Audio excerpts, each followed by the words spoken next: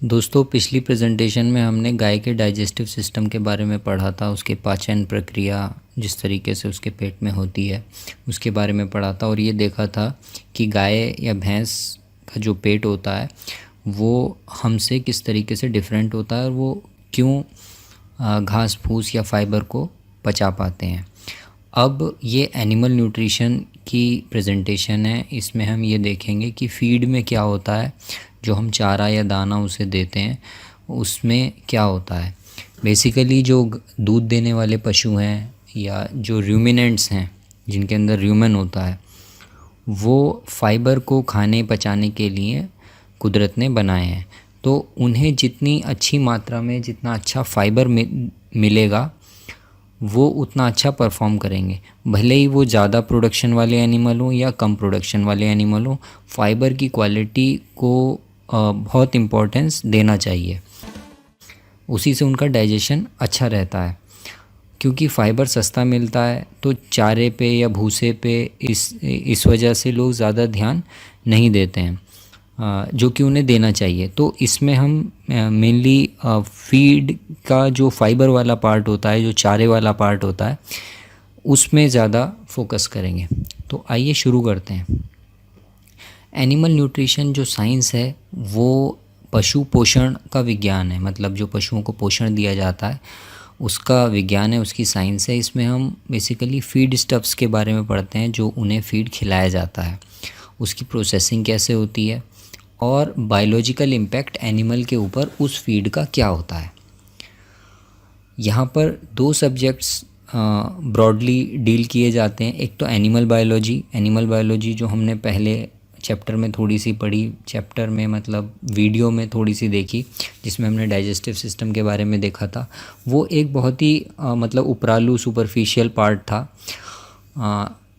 Biochemistry अलग होती है बॉडी की, वो भी यूज़ होती है जब, लेकिन वो हम बाद में देखेंगे। और दूसरा होता है biochemical properties of the feed stuff की बायोकेमिकल प्रॉपर्टीज़ क्या हैं, वो उसके अंदर क्या क्या केमिकल हैं या अमाइनो एसिड्स हैं, स्टार्च है, ग्लूकोज है, सेलुलोज है, क्या है, तो वो उसकी बायोकेमिकल प्रॉपर्टीज़ के बारे में हम इसमें देखते हैं। तो बेसिकली न्यूट्रिशन के 6 कंपोनेंट होते हैं: पानी, कार्बोहाइड्रेट्स, प्रोटीन्स, फैट्स, मिनरल्स और वाइटामिन्स। पानी को हम यूजुअली न्यूट्रिएंट कंसीडर नहीं करते हैं क्योंकि वो फ्रीली अवेलेबल है, और जहाँ पर पानी पैसे देकर ख़रीदा जाता है वहाँ पर डेयरी फार्मिंग या ये सब चीज़ें करनी इतनी आसान नहीं होती हैं। प्रोडक्शन कॉस्ट बहुत बढ़ जाती है। लेकिन फिर भी जो क्लीन फ्रेश वाटर होता है उसकी रिक्वायरमेंट रहती है एनिमल को हेल्दी रखने के लिए। पानी की क्वालिटी और सेफ्टी के लिए बहुत सारा मटेरियल, लिटरेचर और वो सब चीज़ें अवेलेबल हैं ऑलरेडी इंटरनेट पे, वो आप देख सकते हैं। तो जो पानी मतलब आपके लिए चाहिए, तो मतलब जैसा क्लीन आपके लिए होना चाहिए तो वैसा क्लीन अगर एनिमल के लिए भी रहेगा तो उसकी हेल्थ और अच्छी होगी। तो इसमें हम 3 प्रैक्टिकल पॉइंट्स पढ़ते हैं। पहला पार्ट होता है टर्मिनोलॉजी का, जो वोकैबुलरी एनिमल न्यूट्रिशन की, उसे देखा जाता है, उसे पढ़ा जाता है। क्योंकि अगर आपको टर्म्स ही नहीं पता होंगे तो आप एनिमल न्यूट्रिशन कैसे सीखेंगे। दूसरा होता है कि जो केमिकल नेचर होता है फीड स्टफ्स का, उसके बारे में पढ़ा जाता है। तीसरा होता है जो मतलब असली न्यूट्रिशन साइंस होती है, जिसमें फीडिंग प्रिंसिपल्स आते हैं कि किस एनिमल को कौन सा फीड देना है, क्या वो उसमें परफॉर्म करेगा, किस तरीके से एनिमल उसे यूटिलाइज़ करेगा। और एक लास्ट पार्ट आता है जो मतलब बिल्कुल प्रैक्टिकल होता है कि हम किस तरीके से फीड फार्मूला बनाते हैं एनिमल्स के लिए। तो न्यूट्रिशन इम्पॉर्टेंट क्यों है? न्यूट्रिशन इसी वजह से इम्पॉर्टेंट है क्योंकि हमें अपने एनिमल को ऑप्टिमली फीड कराना होता है। हम जो एनिमल डोमेस्टिक एनिमल्स को रेयर करते हैं ये प्रॉफिट के लिए करते हैं, तो हम इन्हें अंधाधुंध कुछ भी नहीं खिला सकते हैं कि हम कुछ भी दे दें इन्हें और ये तो हमें उसका सबसे पहले ये देखना होता है कि एनिमल की प्रोडक्शन कैपेसिटी क्या है, तो उसे उसी के हिसाब से दाना या चारा दिया जाए, ज़्यादा ना दें, वरना क्या होगा, हमारी प्रॉफिटेबिलिटी, मुनाफे जो हैं वो कम हो जाएंगे। और जितनी उसकी ज़रूरत है उससे कम भी ना दें कि उसकी हेल्थ ख़राब हो जाए, वो प्रोडक्शन ना कर पाए। तो ऑप्टिमाइज़ किया जाता है फीड को उसके प्रोडक्शन के हिसाब से। तो इस वजह से न्यूट्रिशन को पढ़ना हमें ज़रूरी होता है। न्यूट्रिशन डेफिशिएंसी जो है वो रिड्यूस करती है प्रोडक्शन को, इम्यूनिटी को डाउन करती है, जिससे एनिमल अनहेल्दी हो जाता है और अनप्रोडक्टिव हो जाता है, उसकी प्रोडक्टिविटी कम हो जाती है, मुनाफे कम हो जाते हैं आपके। बेहतर पशुओं के चयन के चलते डेयरी पशुओं में दूध उत्पादन की आनुवंशिक क्षमता लगातार बढ़ रही है।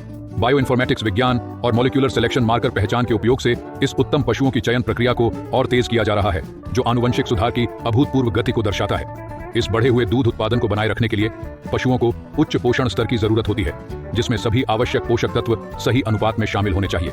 लेकिन अफसोस की बात है कि कई किसान पशु पोषण के तेजी से विकसित हो रहे विज्ञान के बारे में नहीं जानते, जिससे फीड बनाने में गलतियां होती हैं। अच्छे से अच्छा पोषण देने की कोशिशों के बावजूद किसान अक्सर अपने पशुओं की पोषण संबंधी जरूरतों को ठीक से नहीं समझ पाते, जिसके चलते उनके पशुओं को संतुलित आहार नहीं मिल पाता। IMN पायरोफोस डेयरी किसानों की पोषण संबंधी प्रोटोकॉल का ऑडिट करके और उनके डेयरी पशुओं की जरूरतों के अनुसार उपयुक्त फीडिंग प्रोटोकॉल तैयार करके उनकी मदद करता है। हम कम से कम प्रोडक्ट के उपयोग को प्राथमिकता देते हैं और पशु के दूध उत्पादन के चरण के आधार पर केवल आवश्यक पोषक तत्वों की सिफारिश करते हैं। हमारा काम तब शुरू होता है जब पशु बछड़े के जन्म के आसपास ट्रांजिशन चरण में प्रवेश करते हैं। यह वो समय होता है जब पशुओं को संतुलित पोषक तत्वों की सबसे अधिक आवश्यकता होती है, ताकि वह ठीक से और बिना बीमार हुए दूध उत्पादन वाले चरण में प्रवेश कर सके। बछड़े के जन्म की तारीख से अपेक्षाकृत 3 हफ्ते पहले हम नेगेटिव डी-कैट प्रभाव को बनाने और जरूरी कैल्शियम जुटाने के लिए एक ट्रांजिशन फीड कार्यक्रम शुरू करते हैं, जो बछड़े के पैदा होने तक दिया जाता है। इस ट्रांजिशन फीड का आधार होता है हमारा सर्वोत्तम उत्पाद क्लोरोमेट। इसके बाद बछड़े के जन्म के दिन कैल्सीगेन का घोल पशु को बछड़ा पैदा होने के तुरंत बाद पिलाया जाता है। यह घोल पशु के खोए हुए इलेक्ट्रोलाइट्स, खनिजों और ऊर्जा की भरपाई करता है, जिससे बछड़े के जन्म की प्रक्रिया सुचारू होती है और इससे पशु तुरंत फीड खाना शुरू कर देता है। ब्याने के बाद जब पशु कैल्सीगेन का घोल पी लेता है तो पहले दिन से ही हमारा खास तौर पर तैयार किया गया लैक्टेशन फीड दिया जाता है, जिसे रुमेनिया, पायरोसैक और पायरोमिन के साथ संतुलित करके तैयार किया जाता है। इस फीड को पशु बड़े चाव से खाता है। पहले 7 से 10 दिनों में पशु को 2 चुनौतियों का सामना करना होता है, एक हाइपोकैल्सीमिया और दूसरा कीटोसिस। इन्हें रोकने के लिए हम मेटाक्योर और कीटोफेंड का उपयोग करते हैं, जो अधिकतम दूध उत्पादन हासिल करने के लिए और बनाए रखने के लिए जरूरी होते हैं। हमारे फार्मूलेशन से बनाया गया लैक्टेशन फीड पशु के ड्राई मैटर इनटेक में कमी नहीं आने देता। इस पोषण और प्रबंधन के चलते एक बार पशु ट्रांजिशन के इन 42 दिनों के फेर से ठीक से निकल जाता है तो आगे दिक्कत नहीं आती। इसके बाद तो फार्मर को सिर्फ हमारा फॉर्मुलेट किया हुआ पशु आहार देना होता है और दूध लेना होता है। इन प्रोटोकॉल्स और प्रोडक्ट्स की एक खास श्रृंखला के जरिए आपके जानवर स्वस्थ और उत्पादक बने रहते हैं, जिससे बीमारी का खतरा कम होता है। कई किसानों के साथ हमारे संबंधों ने हमें यह सिखाया है कि डेयरी पशुओं के प्रबंधन के लिए अलग अलग फार्म के हिसाब से अलग अलग तरीके अपनाने की जरूरत होती है, जिसमें कच्चे माल की उपलब्धता और पशुओं की उत्पादन क्षमता जैसे पहलुओं पर ध्यान दिया जाता है। हमारे प्रोटोकॉल का पालन करके और चरण विशिष्ट उत्पादों का इस्तेमाल करके हम उत्पादन में कम से कम 15 से 35% सुधार कर सकते हैं और कुल खर्चों में कमी सुनिश्चित कर सकते हैं। IMN पायरोफोस किसानों को बेहतरीन पशु स्वास्थ्य और उत्पादकता के लिए जरूरी ज्ञान और उपकरणों से लैस करने के लिए प्रतिबद्ध है। हमारा समग्र दृष्टिकोण पोषण संबंधी जरूरतों, पर्यावरणीय कारकों और डेयरी परिणामों को प्रभावित करने वाली प्रबंधन प्रथाओं पर ध्यान केंद्रित करता है। हम किसानों को डेयरी विज्ञान और पोषण में नवीनतम प्रगति से अपडेट रखने के लिए कार्यशालाएं और प्रशिक्षण सत्र आयोजित करते हैं। हमारा लक्ष्य एक ऐसा समुदाय बनाना है जहां किसान अपने अनुभव साझा कर सकें और एक दूसरे से सीख सकें, ताकि हम एक टिकाऊ भविष्य की दिशा में बढ़ सकें जहां पशु और किसान दोनों ही समृद्ध बन सकें। IMN पायरोफोस को चुनकर आप अपनी सफलता और अपने डेयरी पशुओं के कल्याण के लिए एक प्रतिबद्ध साथी का चयन कर रहे हैं। हम डेयरी किसानों को पशु पोषण संबंधी सलाह और प्रजनन समस्याओं से जुड़े मुद्दों के लिए तकनीकी सलाह भी देते हैं। यदि आप अपना फीड बनाकर अपनी फार्मिंग को आर्थिक रूप से और अधिक लाभकारी बनाना चाहते हैं तो उसके लिए हमारे उच्च क्वालिटी के फीड प्रीमिक्स से खुद का फीड बनाएं और उत्पादकता में वृद्धि करें। अधिक जानकारी और उत्पाद की उपलब्धता के लिए कृपया हमारी वेबसाइट www.imnpyrophos.in पर जाएं या 9871584101 पर व्हाट्सएप के माध्यम से संपर्क करें। तो अगर हम एनिमल को प्रॉपरली फीड नहीं करते हैं, जो न्यूट्रिएंट्स उसे चाहिए वो नहीं प्रोवाइड कराते हैं, तो इससे क्या होता है, डॉक्टर्स की विजिट्स बढ़ती हैं और प्रॉफिट आपके कम हो जाते हैं, क्योंकि आपको डॉक्टर की फ़ीस देनी पड़ती है, दवाइयों में खर्चा करना पड़ता है। और ये प्रैक्टिकली मैंने देखा है कि जहाँ पर न्यूट्रिशन प्रॉपर नहीं होता है वहाँ पे एनिमल ज़्यादा बीमार पड़ते हैं, चाहे वो गाय हो या भैंस हो। और अगर एक्जोटिक काउज़ हैं, क्रॉसब्रीड काउज़ हैं, तो उसमें बीमार होने की फ्रिक्वेंसी और बढ़ जाती है। तो एक सिंगल विज़िट अगर डॉक्टर की आपके यहाँ होती है, मतलब मिल्क फीवर को ट्रीट करने के लिए या मेस्टाइटिस के लिए, तो वो आपके एनिमल का जो टोटल मतलब प्रॉफिट है उसे 30% तक वाइप आउट कर सकता है, ख़त्म कर सकता है। तो डॉक्टर्स कम से कम आने चाहिए आपके फार्म में, तभी आपका फार्म प्रॉफिटेबल होगा। और वो कब कम आएंगे, जब आपके एनिमल स्वस्थ रहेंगे। तो ये जो स्टडी हम कर रहे हैं या करेंगे, ये आपकी लाइफस्टॉक को स्ट्रीमलाइन करने के लिए हैं आपको, क्योंकि कोई एग्ज़ाम तो देना नहीं है एनिमल न्यूट्रिशन का।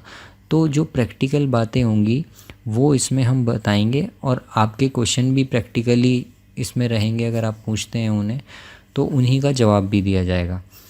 तो हम शुरू करते हैं इसमें बेसिक टर्मिनोलॉजी से, जो बेसिक टर्म्स एनिमल न्यूट्रिशन में यूज़ होती हैं। ये थोड़ा सा बोरिंग पार्ट है, लेकिन इसके बिना आगे चलना मुश्किल है, हम आगे नहीं बढ़ सकते हैं।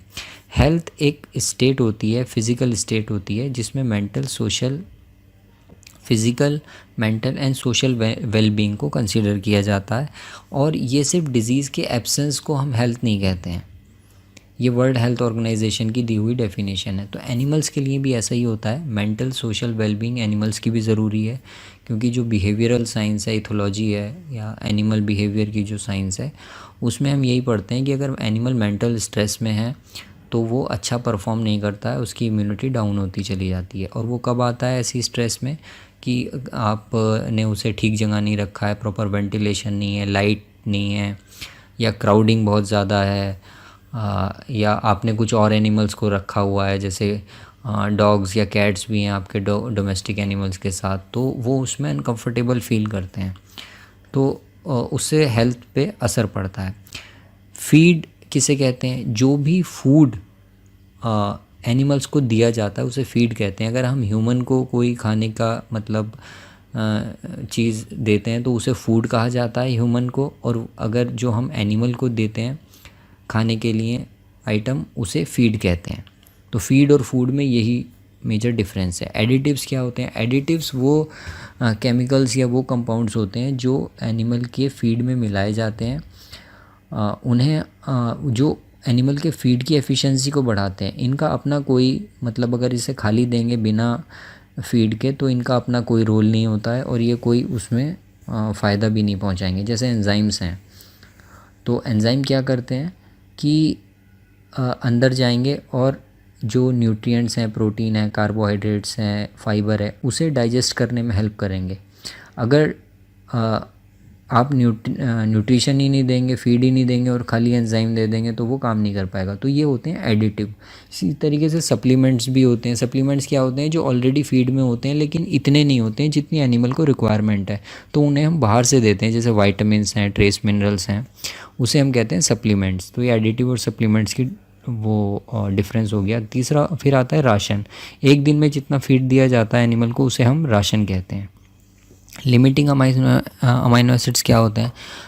प्रोटीन जो है ना वो डिफरेंट अमाइनो एसिड से मिलके बनता है। तो कुछ अमाइनो एसिड किसी प्रोटीन में ज़्यादा होते हैं, कुछ कम होते हैं।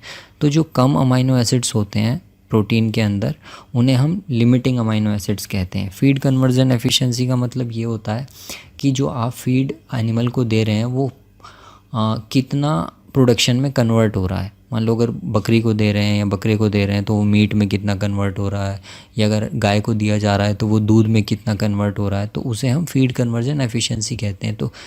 तो कम फीड ज़्यादा प्रोडक्शन, एक ये सबसे प्रॉफिटेबल रेशो होता है। तो इसी के उसमें आता है feed conversion ratio. Feed conversion ratio क्या होता है? ये रेशो होता है कितना फीड एनिमल ने कंज्यूम किया और कितना उसने प्रोड्यूस किया। तो इसका जो रेशो होता है, जैसे एक मुर्गा है, उसने 3 किलो फीड खाया और 2 किलो का वो हो गया, तो 3/2 कितना हो गया? 1.5 का FCR आ गया, फीड कन्वर्जन रेशो आ गया।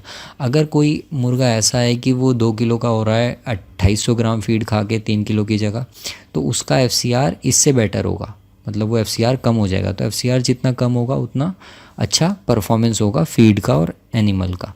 कैलोरी एक यूनिट है, मेज़रमेंट की यूनिट है, जिसमें हम एनर्जी को मेज़र करते हैं। जैसे कपड़े को मीटर में मेज़र किया जाता है या सेंटीमीटर में, जैसे किसी आप वज़न को किलोग्राम या ग्राम में मेज़र करते हैं, ऐसे ही एनर्जी को कैलोरी, किलो कैलोरी या मेगा कैलोरी में मेज़र की जाती है। रफेज क्या होता है? कोई भी फीड जिसमें 18% से ज़्यादा फाइबर होता है, क्रूड फाइबर होता है, उसे हम रफेज कहते हैं। और अगर 18% से कम क्रूड फाइबर है तो उसे हम कंसंट्रेट कहते हैं। अब ये वाला टेबल समझना ज़रूरी है, क्योंकि फीड फॉरेज का हम यहाँ पर देखेंगे कि उसका केमिकल कंपोजिशन क्या, किस तरीके से हम उसे केमिकली कैरेक्टराइज करते हैं। फीड को या फॉरेज सैंपल को। तो बेसिकली यहाँ फॉरेज की बात हो रही है। फॉरेज मतलब जो चारा एनिमल को दिया जाता है।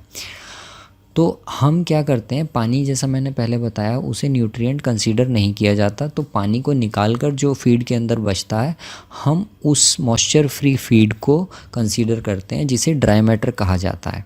तो ड्राई मैटर एनिमल न्यूट्रिशन का एक बहुत इंपॉर्टेंट पार्ट है। इसे समझना ज़रूरी है कि ड्राई मैटर वो पार्ट होता है जो मॉइस्चर के अलावा फीड के अंदर प्रेजेंट रहता है। तो इस ड्राई मैटर को जब बर्न किया जाता है तो इसके अंदर कुछ ऑर्गेनिक मैटर होता है जो कि गैस बन जाता है, कार्बन डाइऑक्साइड या और कुछ मिनरल्स होते हैं या कैल्शियम वगैरह होता है, और सैंड होती है। सैंड मतलब सिलिका होती है जो कि बच जाती है। तो ऐश होती है और ऑर्गेनिक मैटर होता है। तो जितना ज़्यादा ऑर्गेनिक मैटर होता है उतना अच्छा वो फीड माना जाता है। दूसरा क्या होता है कि इसे न्यूट्रल डिटर्जेंट एक्सट्रैक्शन, एक केमिकल मेथड होता है जिसमें न्यूट्रल डिटर्जेंट रहता है, उसमें घोला जाता है इसे। तो जो कुछ सॉल्युबलाइज हो जाता है, घुल जाता है, वो न्यूट्रल डिटर्जेंट सॉल्युबल कहलाया जाता है। और जो घुल नहीं पाता, बेसिकली वो फाइबर होता है, उसे न्यूट्रल डिटर्जेंट फाइबर कहते हैं। अब इसके अंदर न्यूट्रल डिटर्जेंट सॉल्युबल के अंदर जितना शुगर या स्टार्च कंपोनेंट होते हैं फीड के, वो इसके अंदर जितने शुगर या स्टार्च कंपोनेंट या ऑर्गेनिक एसिड होते हैं वो आते हैं। क्रूड प्रोटीन आता है न्यूट्रल डिटर्जेंट सॉल्युबल के अंदर। इसका क्रूड प्रोटीन का एक पार्ट होता है एनपीएन, नॉन प्रोटीन नाइट्रोजन, जिसमें यूरिया या अमाइनो एसिड्स आते हैं। दूसरा होता है ट्रू प्रोटीन। एनपीएन बहुत कम पार्ट होता है, बहुत ज़्यादा नहीं होता। ट्रू प्रोटीन बहुत ज़्यादा पार्ट होता है। इसके अंदर ह्यूमन अनडिग्रेडेबल प्रोटीन आता है, वो प्रोटीन जो ह्यूमन के अंदर डिग्रेड नहीं होता है, जिसे बाईपास प्रोटीन भी कहते हैं। दूसरा होता है ह्यूमन डिग्रेडेबल प्रोटीन, जो कि ह्यूमन के अंदर डिग्रेड हो जाता है और उससे अमोनिया निकलती है। फिर आता है ईथर एक्सट्रैक्ट। ईथर एक्सट्रैक्ट क्या होता है? ये फैट होता है बेसिकली फीड के अंदर। तो न्यूट्रल डिटर्जेंट सॉल्युबल में ये वाली चीज़ें आती हैं मोटे मोटे तौर पे। फिर आता है न्यूट्रल डिटर्जेंट फाइबर, जो फाइबर पार्ट है, जो मेन पार्ट है, जिसे बैक्टीरिया डाइजेस्ट करते हैं। बैक्टीरिया इन्हें भी डाइजेस्ट करते हैं, लेकिन न्यूट्रल डिटर्जेंट फाइबर वो चीज़ है जिसे सिर्फ बैक्टीरिया ही डाइजेस्ट कर सकते हैं। तो इसे हम एसिड डिटर्जेंट में दोबारा इसका केमिकल रिएक्शन कराते हैं इसका, और इसे एक्सट्रैक्ट करते हैं दोबारा से। तो जो एसिड डिटर्जेंट में घुल जाता है तो उसे हम एसिड डिटर्जेंट सॉल्युबल कहते हैं, और जो नहीं घुल पाता वो एसिड डिटर्जेंट इनसॉल्युबल कहलाता है। तो एसिड डिटर्जेंट फाइबर भी इसे ही कहते हैं, जो इनसॉल्युबल कंटेंट होता है। तो जितना एसिड डिटर्जेंट सॉल्युबल ज़्यादा होगा उतना अच्छा वो फॉरेज या फीड माना जाएगा, क्योंकि इसकी डाइजेस्टिबिलिटी, सॉल्युबल वाले पार्ट की डाइजेस्टिबिलिटी ज़्यादा होती है, और इनसॉल्युबल जो पार्ट होता है एसिड डिटर्जेंट फाइबर जिसे कहते हैं, एडीएफ जिसे कहते हैं, ये ठीक से पच नहीं पाता है। इसकी पचने की जो एफिशिएंसी होती है, डाइजेस्टिव एफिशिएंसी जो होती है इस फीड की, एडीएफ पार्ट की, ये बहुत कम होती है। तो ये वाला पार्ट कम होना चाहिए फीड में, और सॉल्युबल पार्ट ज़्यादा होना चाहिए। तो ये हम देखेंगे आगे किस तरीके से इसका प्रैक्टिकल यूज़ होता है। प्रिय डेयरी फार्मर्स, अब समय आ गया है कि आप पुराने तौर तरीकों को छोड़कर डेयरी फार्मिंग की मॉडर्न साइंटिफिक प्रैक्टिसेस को सीखिए, जो आपके लिए उन्नति की नई राहें खोलेंगी। डेयरी फार्मिंग पुराने ढर्रों से निकलकर दिन प्रतिदिन तकनीकी रूप से विकसित हो रही है।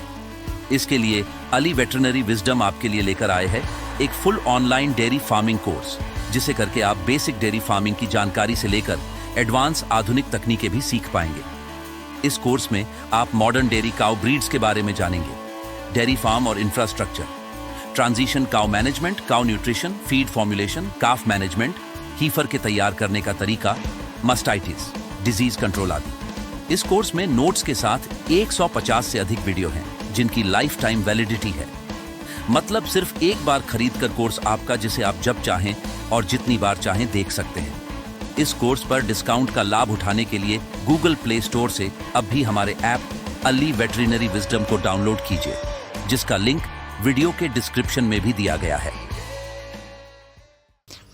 तो अब बेसिक टर्म हम जान चुके हैं। तो आपको बताया कि ड्राई मैटर एक इम्पॉर्टेंट पार्ट है। ड्राई मैटर को अगर आप समझ लेंगे तो न्यूट्रिशन समझना आसान हो जाएगा। कुछ लोगों को लगता है कि जो भूसा होता है या ड्राई घास होती है, ग्रासेस होती हैं, उन्हें ड्राई मैटर कहते हैं। ऐसा कुछ नहीं है, उनके अंदर भी थोड़ा सा मॉइस्चर प्रेजेंट रहता है। तो मॉइस्चर को जब निकाल दिया जाता है तो ऑब्वियसली फीड हल्का हो जाएगा क्योंकि पानी का वज़न हट जाएगा उसमें से, तो उसे हम ड्राई मैटर कहते हैं।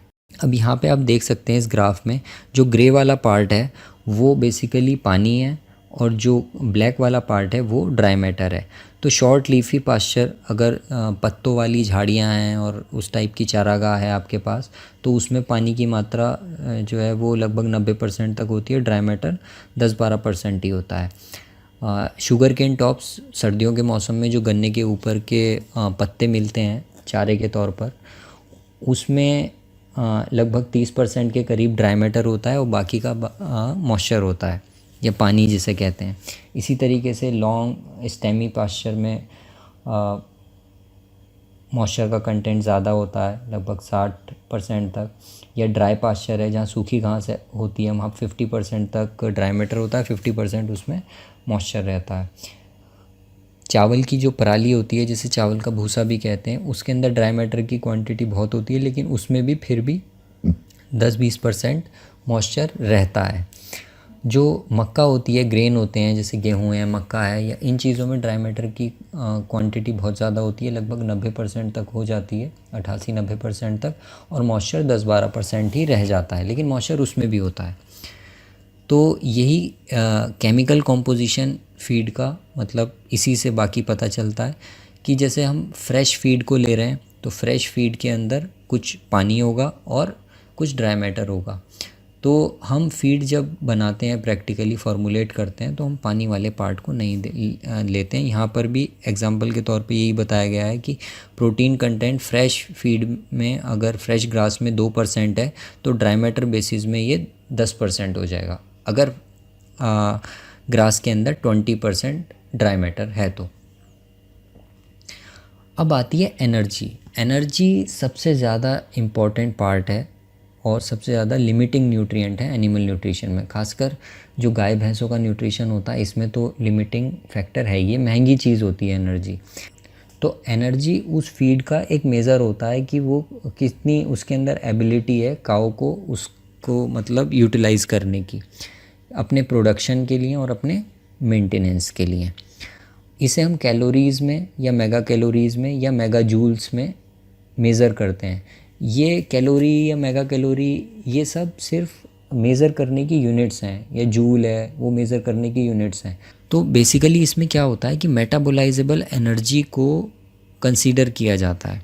ये वो एनर्जी होती है जो कि बॉडी सिस्टम के मेंटेनेंस के लिए, एक्टिविटी के लिए, milk production, pregnancy, weight gain के लिए एनर्जी यूटिलाइज होती है। अब यहाँ पे आप देखें, एनर्जी को एनिमल इनटेक करता है, तो जो एनर्जी फीड से उसे मिलती है उसे ग्रॉस एनर्जी कहते हैं। ग्रॉस एनर्जी के बाद थोड़ी सी, क्योंकि वो पूरी की पूरी तो एब्जॉर्ब कर नहीं सकता एनर्जी, तो जो एनर्जी गोबर में निकल जाती है उसे क्या कहते हैं, उसके बाद जो एनर्जी बचती है उसे डाइजेस्टिबल एनर्जी कहते हैं। गोबर में जो एनर्जी निकल गई उसके बाद जो बची ग्रॉस एनर्जी में से उसे डाइजेस्टिबल एनर्जी कहा जाता है। डाइजेस्टिबल एनर्जी के बाद भी बॉडी के अंदर से कुछ गैस निकलती है, जैसे इरेक्टेशन होता रहता है, बताया आपको, एनिमल गैस निकालता रहता है, मीथेन, कार्बन डाइऑक्साइड, और उसका जो यूरिन निकलता है, जो पेशाब निकलता है, उसके अंदर कुछ एनर्जी निकल के जाती है। तो वो निकलने के बाद जो एनर्जी बचती है वो मेटाबोलाइजेबल एनर्जी कहलाती है। और मेटाबोलाइजेबल एनर्जी के बाद कुछ एनर्जी जो है वो बॉडी को मेंटेन करने के लिए यूज़ होती है, जैसे बॉडी का टेम्परेचर बना के रखना है, हार्ट की एक्टिविटी है, डाइजेशन के लिए एनर्जी चाहिए, रेस्पिरेशन के लिए एनर्जी चाहिए। जो बॉडी की बेसिक एक्टिविटीज़ हैं उन्हें मेंटेन करने के लिए भी कुछ एनर्जी चाहिए ना, तो उसे भी अगर हम निकाल देते हैं तो आखिर में बचती है नेट एनर्जी, जो कि हमें प्रोडक्शन के लिए यूज़ होती है, कि मिल्क प्रोडक्शन है या प्रेगनेंसी है, ग्रोथ है, उसके अंदर वो नेट एनर्जी जाती है। तो ये एनर्जी हो गई। अच्छा, ये एनर्जी डिपेंड किस पे करती है? ये डिपेंड करती है डाइजेस्टिबिलिटी पे, कि फूड कितना, जो हम इसे फूड दे रहे हैं वो कितना डाइजेस्टिबल है, मतलब उसके गोबर में फीड कितना आ रहा है, इससे हम डाइजेस्टिबिलिटी को नापते हैं। मान लीजिए हमने कुछ एनिमल को खाने को दिया, कोई फीड दिया, और 50% उसने एब्जॉर्ब कर लिया, पचा लिया, डाइजेस्ट कर लिया, और 50% उसमें आ गया उसका गोबर में, तो इसे डिटरमाइन किया जाता है डिफरेंट केमिकल मेथड से। तो अगर हमने दूसरा फीड दिया वो 75% डाइजेस्ट हुआ, 25% गोबर में आया। तो अब जो दूसरा फीड था उसकी डाइजेस्टिबिलिटी ज़्यादा होगी, वो 75% डाइजेस्ट हुआ, और जो पहला फीड था वो 85% डाइजेस्ट हुआ था, तो उसकी डाइजेस्टिबिलिटी कम थी। तो ये एक इम्पॉर्टेंट मेज़र होता है डाइजेस्टिबिलिटी। तो ये कोई डायरेक्ट मेज़र नहीं है, लेकिन इससे हमें फीड की क्वालिटी का पता चल जाता है कि फीड की क्वालिटी कैसी होती है। तो ग्रेटर जितनी ज़्यादा डाइजेस्टिबिलिटी होगी उतना अच्छा गाय के लिए वो फीड होगा, और क्योंकि उससे वो ज़्यादा एनर्जी को एक्सट्रैक्ट कर पाएंगे।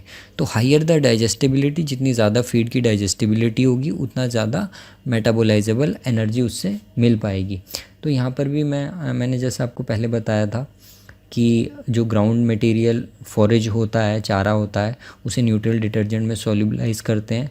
कुछ सॉल्युबल हो जाते हैं, कुछ इनसॉल्युबल रहते हैं, जिसे एनडीएफ कहते हैं। एनडीएफ को फिर एसिड डिटर्जेंट में सॉल्युबलाइज किया जाता है।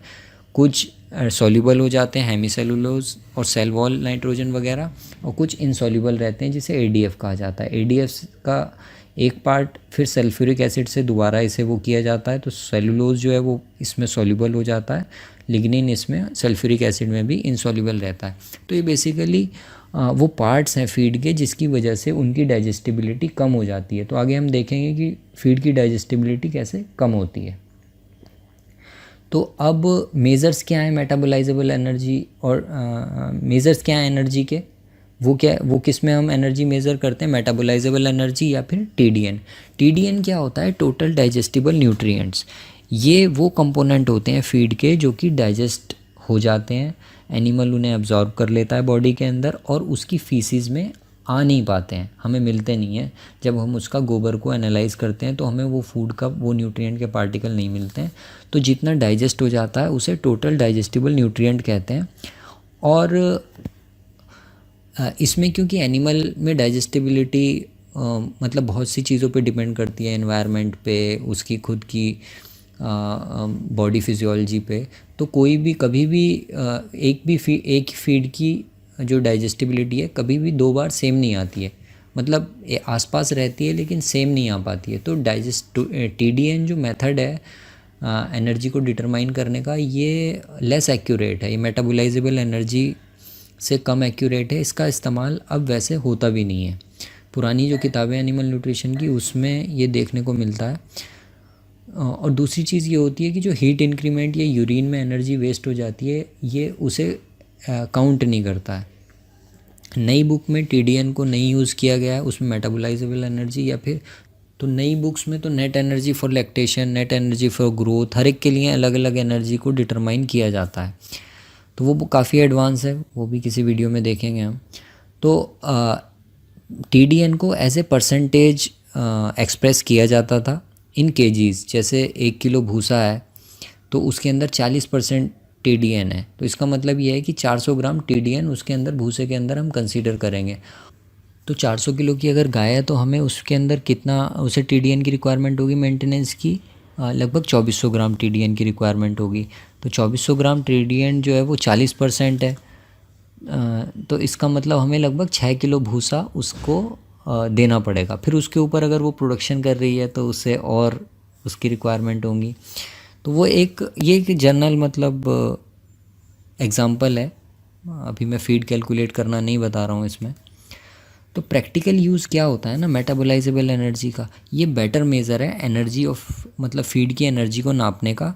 और इससे जब हम फीड फॉर्मुलेशन करते हैं तो इसके अंदर जो एक्यूरेसी होती है, फीड फार्मूले की जो एक्यूरेसी होती है एनिमल के परफॉर्मेंस के लिए, वो हमें ज़्यादा मिलती है। तो हम मेटाबोलाइजेबल एनर्जी को यूज़ करना ज़्यादा प्रेफर करते हैं बजाय इसके कि हम टीडीएन में बात करें।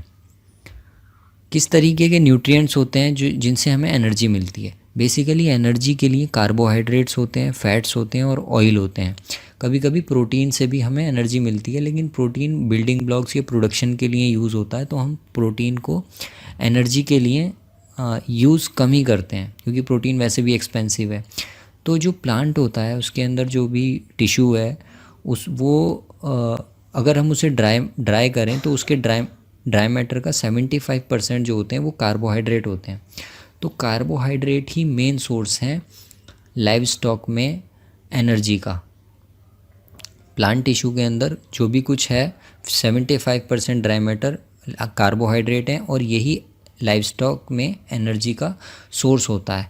तो 3 तरीके के कार्बोहाइड्रेट होते हैं। एक सॉल्यूबल होते हैं जो कि उनकी सेल्स में सॉल्यूबलाइज होकर रहते हैं जैसे ग्लूकोज वगैरह।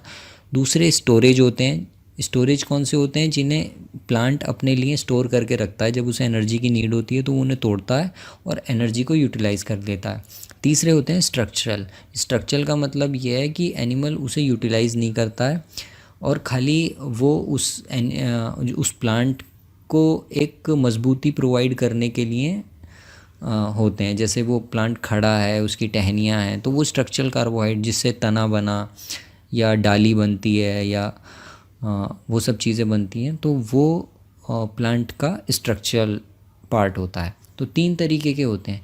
तो जो सॉल्युबल कार्बोहाइड्रेट्स होते हैं इनसे स्टोरेज कार्बोहाइड्रेट भी बनते हैं और स्ट्रक्चरल कार्बोहाइड्रेट भी बनते हैं। बेसिकली सब में होता ग्लूकोज ही है। ग्लूकोज से कई पॉलीमर होते हैं लेकिन वो अलग अलग तरीके से जुड़ा रहता है, तो वो अलग अलग पॉलीमर बनाता है। कभी हेमीसेलुलोज, कभी पैक्टेन, कभी सेलुलोज या लिग्निन, कुछ भी है वो उसमें है ग्लूकोज ही, लेकिन उसके जो बॉन्ड्स हैं वो अलग अलग टाइप के होते हैं। तो प्रैक्टिकल पॉइंट ये है इसमें कि जो सॉल्युबल कार्बोहाइड्रेट्स होते हैं वो सबसे जल्दी डाइजेस्ट हो जाते हैं। जैसे ही वो रूमेन के अंदर जाएंगे तुरंत 5-10 मिनट के अंदर वो डाइजेस्ट हो जाते हैं। तो मतलब वो 100 टाइम फास्टर डाइजेस्ट होते हैं स्टोरेज कार्बोहाइड्रेट से। स्टोरेज कार्बोहाइड्रेट कौन से होते हैं? जैसे स्टार्च है, उससे 100 टाइम्स फास्टर डाइजेस्ट होते हैं सॉल्युबल कार्बोहाइड्रेट्स। और स्टोरेज कार्बोहाइड्रेट 500 टाइम्स जल्दी डाइजेस्ट होते हैं स्ट्रक्चरल कार्बोहाइड्रेट से।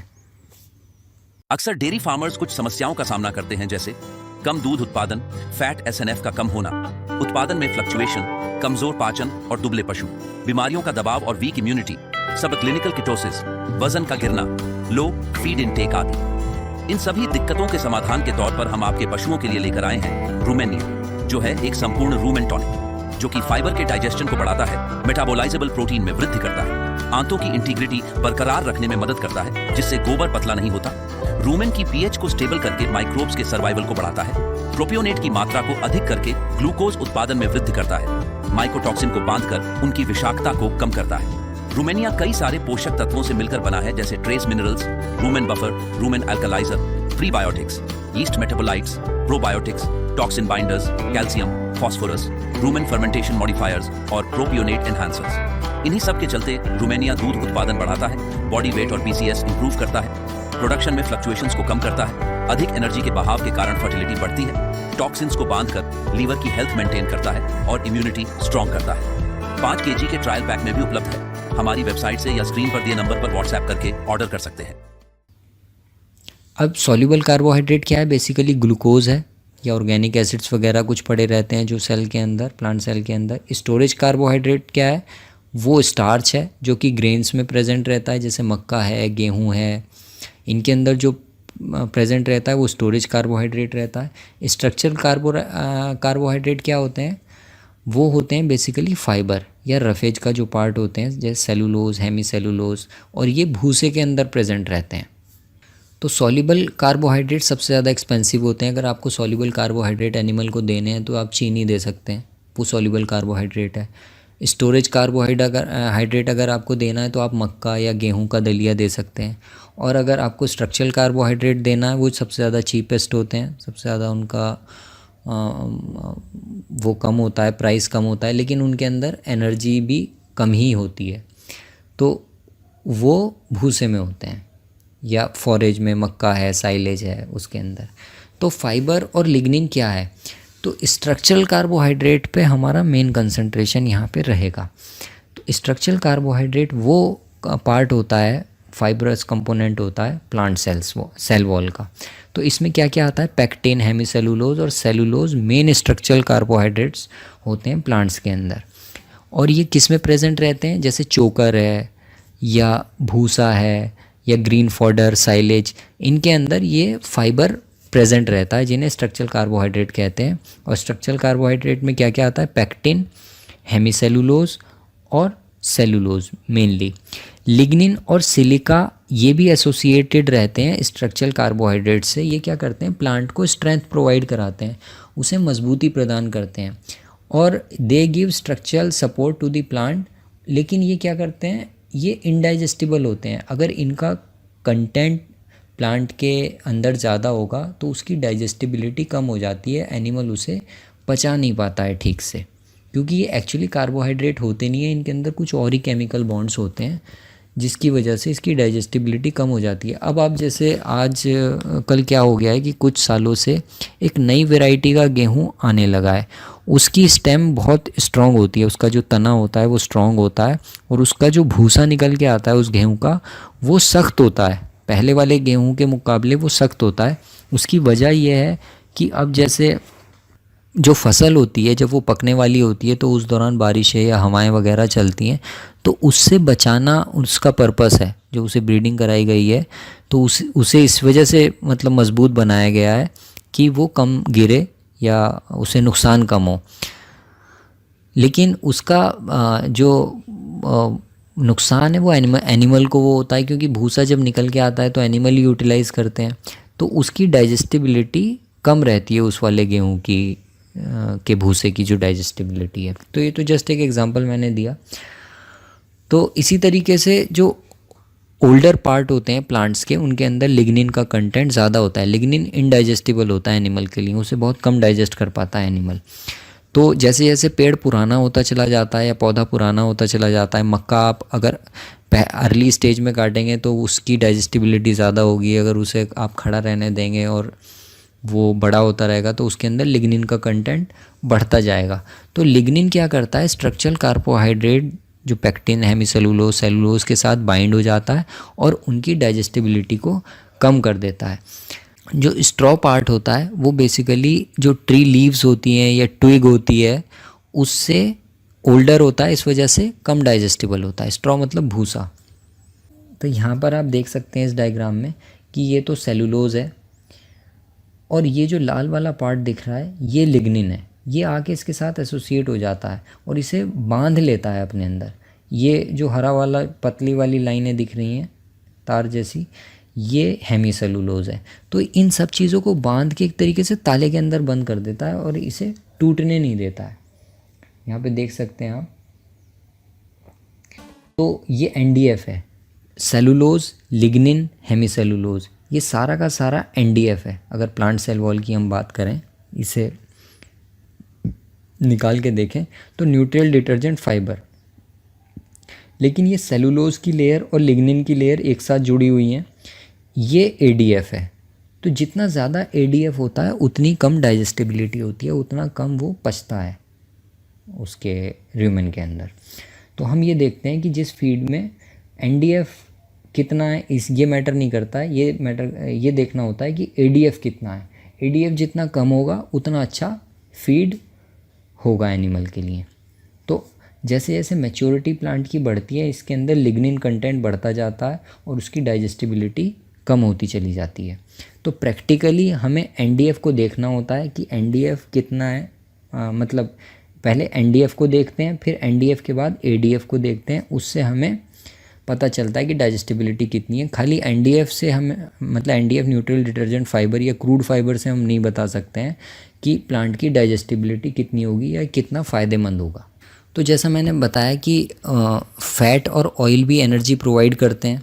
तो फॉरेज के अंदर 2 से 3% तक फ़ैट या ऑयल भी होता है जो हम उसे चारा देते हैं, ईथर एक्सट्रैक्ट भी कहा जाता है। फ़ैट और ऑयल ये वेजिटेबल ऑयल के अंदर कंसीडर किए आते हैं। टैलो एनिमल फ़ैट होता है, वो भी कई बार मिल जाता है एनिमल फीडिंग के लिए। और प्रोसेस फ़ैट होते हैं। कभी भी काऊ को या कोई भी रूमिनेंट है उसे 5% से ज़्यादा, मतलब जो उसका ड्राई मैटर इनटेक है उससे ज़्यादा हमें फ़ैट नहीं देना चाहिए। अब क्योंकि 2 से 3% ऑलरेडी फीड में मतलब फ़ैट रहता है, तो हम अगर उसे ज़्यादा तेल पिलाएंगे या एनिमल को वो देंगे तो वो फाइबर की डाइजेस्टिबिलिटी को कम करता है। तो और दूसरा क्या करता है, ये फ़ैट पैलेटेबिलिटी को, जो उसका टेस्ट होता है, उसे भी कम करते हैं और ये फाइबर को अंदर जाके तेल क्या करता है, फाइबर को कोट कर लेता है, जिसके ऊपर बैक्टीरिया फिर अपना काम नहीं कर पाता है और उसे डाइजेस्ट नहीं कर पाता। तो बेसिकली फ़ैट जो है वो एनिमल के डाइजेशन को बिगाड़ देता है अगर आप उसे रेगुलर फ़ैट की फीडिंग करा रहे हैं तो। और अगर प्रोटीन ज़्यादा दे रहे हैं आप डाइट में तो ह्यूमन माइक्रोब्स उसे यूटिलाइज़ करने लगते हैं और उसे एज ए एनर्जी सोर्स इस्तेमाल करने लगते हैं बजाय प्रोटीन सोर्स के। तो वो देना मतलब बाहर से अच्छा नहीं है। अब एनर्जी और मिल्क प्रोडक्शन आप यहाँ पे देखें, फिर ड्राई मैटर इनटेक का कितना वैल्यू है या क्या इंपॉर्टेंस है। यहाँ पर हमने 3 गाय ली हैं, एक 13 लीटर दूध दे रही है, एक 17 लीटर और एक 20 लीटर। फार्मर के पास 2 फीड अवेलेबल हैं, एक गेहूं का भूसा और हरा चारा, जिसके अंदर 8 ये मिक्सचर है, 8 मेगाजूल पर केजी एनर्जी है, पर केजी ड्राई मैटर बेस इसमें एनर्जी है 8 मेगाजूल। और एक है साइलेज के अंदर 10 मेगाजूल एनर्जी मेटाबोलाइजेबल एनर्जी है। तो अब एक चीज़ हमें ध्यान में रखनी होती है कि हमें अपनी जो काऊ है उसे उसकी कैपेसिटी के हिसाब से खिलाना है। तो अगर 13 लीटर वाली गाय को हम देखें तो इसकी जो डेली एनर्जी की रिक्वायरमेंट है वो कितनी है, 125 मेगाजूल मेटाबोलाइजेबल एनर्जी इसे चाहिए। तो डेली रिक्वायर्ड इनटेक ये कितना ड्राई मैटर को इनटेक कर सकती है। अगर हम 8 मेगाजूल वाला इसे चारा देंगे तो लगभग इसे हमें 15 किलो 600 ग्राम चारा देना पड़ेगा। और अगर 10 मेगाजूल पर केजी वाला इसे चारा देंगे तो वो 12.5 किलो ही देना पड़ेगा। ठीक है। अब 17 लीटर जो दूध दे रही है उसे कितनी एनर्जी चाहिए, उसे 146 मेगाजूल एनर्जी चाहिए। अगर हम 8 मेगाजूल वाला चारा देंगे जो कि भूसा और हरा चारा है तो उसे 18 किलो देना पड़ेगा। ये ड्राई मैटर की बात हो रही है। और 10 मेगाजूल वाला अगर चारा दे रहे हैं तो वो 14 मतलब किलो 600 ग्राम देना पड़ेगा। और 20 लीटर वाली गाय को फिर ये 20 किलो मतलब 161 मेगाजूल एनर्जी चाहिए। और 8 किलो वाला अगर हम चारा देंगे तो वो 20 किलो लगेगा और ये वाला देंगे तो लगभग 16 लगेगा जो 10 मेगाजूल वाला चारा है। अब यहाँ पर एक प्रैक्टिकल बात ये है कि जो ड्राई मैटर इनटेक है एनिमल का वो 2% उसके बॉडी वेट का होता है और बफलो के अंदर ये 2.5% तक चला जाता है। तो अगर एक गाय 400 किलो की है तो वो ज़्यादा से ज़्यादा अगर इनटेक कर सकती है ड्राई मैटर तो वो 12 किलो ड्राई मैटर इनटेक कर सकती है। तो अगर उसे 12 किलो ड्राई मैटर ही वो मैक्सिमम ले सकती है तो हम उसे 20 किलो कैसे खिलाएंगे या 18 किलो कैसे खिलाएंगे या 15 किलो कैसे खिलाएंगे। तो हमें क्या करना पड़ता है, हम इसकी एनर्जी डेंसिटी को बढ़ाते हैं। जो एनिमल का फीड होता है ना उसकी एनर्जी डेंसिटी को बढ़ाया जाता है। एनर्जी डेंसिटी कैसे बढ़ती है, वो कंसनट्रेट मिला के एनर्जी डेंसिटी को बढ़ाया जाता है। जो कंसनट्रेट होता है एनिमल के लिए मिलता है मार्केट में या आप खुद बनाते हैं या मक्का खिलाते हैं, गेहूं का दलिया, चोकर वगैरह, ये कंसनट्रेट का काम करते हैं, एनर्जी की डेंसिटी को बढ़ाते हैं। और ड्राई मैटर इनटेक को मतलब एनर्जी को फुलफ़िल करते हैं। अगर ये एनर्जी नहीं मिलेगी, अगर इतना फीड नहीं खिलाएंगे तो एनर्जी नहीं मिलेगी, एनर्जी नहीं मिलेगी तो 20 लीटर दूध नहीं आएगा। तो उस एनर्जी डेंसिटी को बढ़ाने के लिए हम इसे एक्स्ट्रा कुछ कंसनट्रेट देते हैं फाइबर के साथ। अब प्रोटीन रिक्वायरमेंट एनिमल की देखें तो ये बेसिकली क्रूड प्रोटीन की टर्म्स में कैलकुलेट की जाती है। और इसे हम कैलकुलेट कैसे करते हैं, हम फीड के अंदर टोटल नाइट्रोजन को कैलकुलेट करते हैं, उसे 6.25 से मल्टीप्लाई करते हैं उस नाइट्रोजन कंटेंट को, तो जो आता है वो टोटल क्रूड प्रोटीन परसेंटेज होती है। इसके 2 पार्ट होते हैं, एक तो ट्रू प्रोटीन होता है, यहाँ पर देख सकते हैं, और एक नॉन प्रोटीन नाइट्रोजन होती है जिसमें अमाइनो एसिड या यूरिया वगैरह आता है। इसके ट्रू प्रोटीन के भी 2 पार्ट होते हैं, एक ह्यूमन डिग्रेडेबल प्रोटीन होता है, एक ह्यूमन अनडिग्रेडेबल होता है, मतलब जिसे ह्यूमन डिग्रेड नहीं कर पाता है। ये जो नॉन प्रोटीन पार्ट होता है इसे भी ह्यूमन माइक्रोब्स प्रोटीन में कन्वर्ट कर लेते हैं। इसी वजह से कभी कभी यूरिया एनिमल को दिया जाता है। अगर प्रॉपर एनर्जी सोर्सेज के साथ यूरिया दिया जाए तो वो कन्वर्ट हो जाता है प्रोटीन में। तो प्रोटीन की रिक्वायरमेंट को बेसिकली यूरिया कम करता है, लेकिन उसे ऐसे नहीं खिलाया जा सकता कि आप, वो टॉक्सिसिटी भी कर सकता है, मतलब जहर भी बन सकता है एनिमल के लिए अगर ज़्यादा खिला देंगे आप। तो वो कैसे उसकी फीडिंग होती है किसी वीडियो में हम आगे देखेंगे। इसकी वजह से क्या होता है कि जो दोनों सोर्सेज होती हैं NPNO या ट्रू प्रोटीन हो, तो वो बेसिकली काऊ के लिए प्रोटीन का सोर्स होती हैं, उसी से फिर वो प्रोडक्शन बढ़ाता है। नॉन प्रोटीन नाइट्रोजन ये बेसिकली प्रोटीन नहीं होता है, ये सिंपल नाइट्रोजन होती है। इसे भी हम वैसे ही कैलकुलेट करते हैं। अगर हम खाली नॉन प्रोटीन नाइट्रोजन ही एनिमल को देते रहें और वो उसे कन्वर्ट करते रहें प्रोटीन में, तो माइक्रोब्स की एफिशिएंसी कम हो जाती है, क्योंकि कुछ माइक्रोब ह्यूमन के अंदर ऐसे होते हैं कि जो कि एनपीएन को यूटिलाइज़ नहीं कर सकते हैं, उन्हें हमें प्रोटीन ही देना पड़ता है। तो इस वजह से उनकी एफिशिएंसी जो 100% की 80% तक रह जाती है अगर हम यूरिया फीडिंग उन्हें ज़्यादा कर देंगे या एनपीएन की फीडिंग ज़्यादा कर देंगे। तो एनपीएन बेसिकली 30% नाइट्रोजन, जो टोटल नाइट्रोजन रिक्वायरमेंट है एनिमल की, उसका 30% ही हम एनपीएन एनिमल को देते हैं या यूरिया दे सकते हैं। मेरी आपको सजेशन ये है कि इस वीडियो को देख के आप अपने आप से यूरिया उसे फीड ना कराने लग जाएं। मैं कोई वीडियो बनाऊंगा, बताऊंगा कि यूरिया फीडिंग कैसे करती है, क्योंकि कई बार यूरिया टॉक्सिसिटी कर देता है। और यूरिया फीड कभी भी काफ को ना दें, 3 महीने से छोटे काफ को कभी भी यूरिया फीडिंग ना कराएं। तो यही लिखा है कि urea feeding without easily digestible energy source के बिना यूरिया फीडिंग कभी नहीं करानी चाहिए। तो ये मेटाबॉलिज्म है प्रोटीन का, प्रोटीन आता है उसके अंदर माइक्रोब्स उसकी नाइट्रोजन को यूज़ करते हैं और अपना प्रोटीन बनाते हैं। वो माइक्रोब्स फिर इंटेस्टाइन के अंदर एंटर करते हैं और वो प्रोटीन की जो रिक्वायरमेंट है उसे काऊ की फुलफ़िल करते हैं।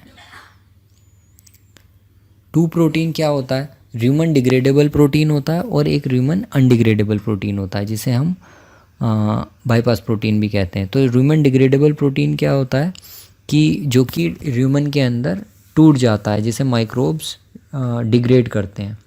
अनडिग्रेडेबल प्रोटीन ह्यूमन के अंदर नहीं टूट पाता है, वो बाईपास होके इंटेस्टाइन में पहुंच जाता है, उसे बाईपास प्रोटीन भी कहते हैं।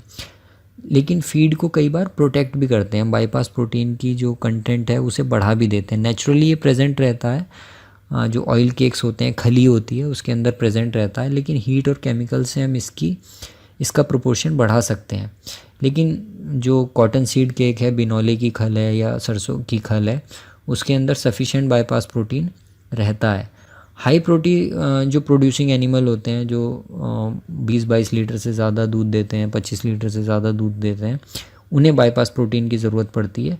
जो कम प्रोडक्शन वाले एनिमल हैं उन्हें बाईपास प्रोटीन की इतनी नीड नहीं होती है। अगर आप देंगे भी तो उनके ऊपर कुछ खास आपको फ़र्क नज़र नहीं आएगा। रूमिनेंट्स में जो एफिशिएंट डाइजेशन होता है वो तभी पॉसिबल हो पाता है कि जब आप उसे फाइबर प्रोवाइड कराएं, और फाइबर भी ऐसा जो कोर्स हो, मतलब बड़ा 1 इंच साइज़ का फाइबर हो, बहुत वैसा चॉप हुआ ना हो कि उसके जैसे चेफ कटिंग करते हैं तो बहुत छोटी कर देते हैं, तो वैसा ना हो, कम से कम 1 से 1.5 इंच का हो, जिससे उसके र्यूमेन को स्टिमुलेशन मिले और डाइजेशन प्रॉपर हो पाए। क्योंकि फाइबर जो है वो सेल वॉल वो बेसिकली सेल वॉल का पार्ट होता है, जो कि एक स्ट्रक्चरल मटेरियल है, और हेमिसेलुलोज, सेलुलोज, लिग्निन भी उसमें होते हैं। कुछ फाइबर डाइजेस्ट नहीं हो पाता है। 3 मेथड होते हैं इसे डिस्क्राइब करने के फीड में। मैं पहले बता चुका हूँ, neutral detergent fibre, acid detergent fibre और क्रूड फाइबर। तो न्यूट्रियल डिटर्जेंट फाइबर को हम मेज़र करते हैं, इससे ये पता चलता है कि फीड कितना बल्की है, इससे ये पता नहीं चलता है कि डाइजेस्टिबल कितना है। न्यूट्रियल डिटर्जेंट फाइबर मैं बता चुका हूँ कि डाइजेस्टिबल प्लस इनडाइजेस्टिबल दोनों पार्ट होते हैं, इससे फीड की बल्कीनेस का पता चलता है। एडीएफ हमें ये बताता है कि वो कितना डाइजेस्टिबल है, कि पुअरली डाइजेस्ट होगा या ईजीली डाइजेस्ट हो जाएगा। तो high neutral detergent fibre might mean lower intake. अगर एनडीएफ का कंटेंट ज़्यादा है तो उस फीड का इनटेक कम हो जाता है, और अगर एडीएफ लो है तो वो डाइजेस्टिबल कहलाता है फीड, मतलब हाई क्वालिटी का फीड है। क्रूड फाइबर क्या होता है कि कई बार क्या होता है ना कि फ़ाइबर को इंडिकेट किया जाता है, मतलब क्रूड फाइबर की टर्म्स में, लेकिन अब क्रूड फाइबर कहीं यूज़ नहीं होता है। पुरानी एनिमल न्यूट्रिशन की बुक्स में क्रूड फाइबर का जो कंसेप्ट है वो यूज़ होता था, लेकिन अब इसे यूज़ नहीं किया जाता है। जैसे टीडीएन को हम यूज़ नहीं करते हैं अब मेथोडोलॉजी में, नई जो न्यूट्रिशन की बुक्स हैं उसमें या नए कंसेप्ट्स में। इसी तरीके से क्रूड फाइबर को भी नहीं यूज़ करते हैं, या तो एनडीएफ को यूज़ किया जाता है, न्यूट्रियल डिटर्जेंट फाइबर, या फिर एडीएफ को। इसी से पता चलता है कि डाइजेस्टिबिलिटी उसकी कितनी है। तो अगर आपको फीड इनटेक उसका ज़्यादा है, ऑर्गेनिक मैटर डाइजेस्टिबिलिटी जो ग्रास की होती है वो 78 to 81% तक होती है। साइलेज के अंदर भी डाइजेस्टिबिलिटी ज़्यादा होती है क्योंकि उसके अंदर जो ADF कंपोनेंट होता है फीड का वो कम रहता है। अक्सर डेयरी फार्मर्स कुछ समस्याओं का सामना करते हैं, जैसे कम दूध उत्पादन, फैट SNF का कम होना, उत्पादन में फ्लक्चुएशन, कमजोर पाचन और दुबले पशु, बीमारियों का दबाव और वीक इम्यूनिटी, सब क्लिनिकल किटोसिस, वजन का गिरना, लो फीड इनटेक आदि। इन सभी दिक्कतों के समाधान के तौर पर हम आपके पशुओं के लिए लेकर आए हैं रूमेनिया, जो है एक संपूर्ण रूमेन टॉनिक, जो कि फाइबर के डाइजेशन को बढ़ाता है, मेटाबोलाइजेबल प्रोटीन में वृद्धि करता है, आंतों की इंटीग्रिटी बरकरार रखने में मदद करता है जिससे गोबर पतला नहीं होता, रूमेन की पीएच को स्टेबल करके माइक्रोब्स के सर्वाइवल को बढ़ाता है, प्रोपियोनेट की मात्रा को अधिक करके ग्लूकोज उत्पादन में वृद्धि करता है, माइकोटॉक्सिन को बांधकर उनकी विषाक्तता को कम करता है। रूमेनिया कई सारे पोषक तत्वों से मिलकर बना है, जैसे trace minerals, rumen buffer, rumen alkalizer, prebiotics, yeast metabolites, probiotics, toxin binders, calcium, phosphorus, rumen fermentation modifiers और प्रोपियोनेट एनहांसर्स। इन्हीं सब के चलते रूमेनिया दूध उत्पादन बढ़ाता है, बॉडी वेट और PCS इंप्रूव करता है, प्रोडक्शन में फ्लक्चुएशंस को कम करता है, अधिक एनर्जी के बहाव के कारण फर्टिलिटी बढ़ती है, टॉक्सिन्स को बांधकर लीवर की हेल्थ मेंटेन करता है और इम्यूनिटी स्ट्रॉन्ग करता है। 5 kg के ट्रायल पैक में भी उपलब्ध है। हमारी वेबसाइट से या स्क्रीन पर दिए नंबर पर व्हाट्सएप करके ऑर्डर कर सकते हैं। अब ये प्रैक्टिकल पॉइंट है यहाँ पर कि एनिमल जो ऑर्गेनिक फ्री ऑर्गेनिक फाइबर है उसे ही डाइजेस्ट कर पाता है, जिसके अंदर हेमीसेलुलोज और पेक्टिन वगैरह होते हैं, और लिग्निन को एनिमल डाइजेस्ट नहीं कर पाता है। जो यंग लीव्स होती हैं, मतलब पेड़ के जो नई पत्तियां होती हैं, उसे एनिमल अच्छे से डाइजेस्ट कर पाता है। ग्रासेस हैं जो पास्चर की घास होती है, फॉडर है जिसमें लिग्निन का पार्ट कम होता है, वो एनिमल अच्छे से डाइजेस्ट कर पाता है। जैसे जैसे एज बढ़ती है फॉरेज की या प्लांट की, उसी तरीके से वो कम होता चला जाता है उसकी digestibility. Lignin bind cellulose and make it indigestible. Lignin cellulose के साथ बाइंड हो जाता है और उसे इनडाइजेस्टिबल बना देता है, डाइजेस्टिबिलिटी उसकी कम कर देता है। अब ये वाला जो एरो है ये आप देख सकते हैं कि हेमीसेलुलोज और सेलुलोज जो हैं वो सेल वॉल का पार्ट है, और इन तीनों को हम NDF कहते हैं। ये हेमीसेलुलोज, सेलुलोज और लिग्निन, ये तीनों चीज़ें मिलकर NDF बनाती हैं। इनमें से सेलुलोज और लिग्निन वाला पार्ट ADF होता है, और खाली लिग्निन जो होता है वो एसिड, मतलब ये सल्फ्यूरिक एसिड में भी सॉल्युबलाइज नहीं हो पाता। तो हेमीसेलुलोज और सेलुलोज ये वेरिएबल कंपोनेंट होते हैं, और इन्हीं से पता चलता है कि फीड कितना डाइजेस्टिबल है। तो यंग लीव्स के अंदर हेमीसेलुलोज का कंटेंट ज़्यादा होता है, लिग्निन का कम होता है, इसी वजह से उनकी डाइजेस्टिबिलिटी ज़्यादा रहती है। ओल्डर लीव्स में हेमीसेलुलोज का कंटेंट कम हो जाता है और लिग्निन का कंटेंट बढ़ जाता है। तो इस वीडियो का जो मेन मकसद था वो आपको फाइबर वाला जो कंपोनेंट होता है उसके बारे में बताना था, थोड़ी टर्मिनोलॉजी और बेसिक्स के बारे में बताने का था।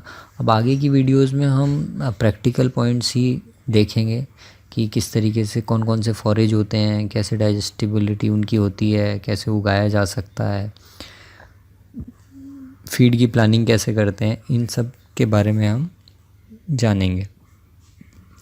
Thank you for watching this video, और इस चैनल को लाइक कीजिए, सब्सक्राइब कीजिए, शेयर कीजिए, और डेयरी की वीडियोस आगे भी मैं बनाऊंगा। सजेस्ट करते रहिए आप टॉपिक्स, मैं नोट करता रहता हूँ आपके कमेंट्स में देखकर।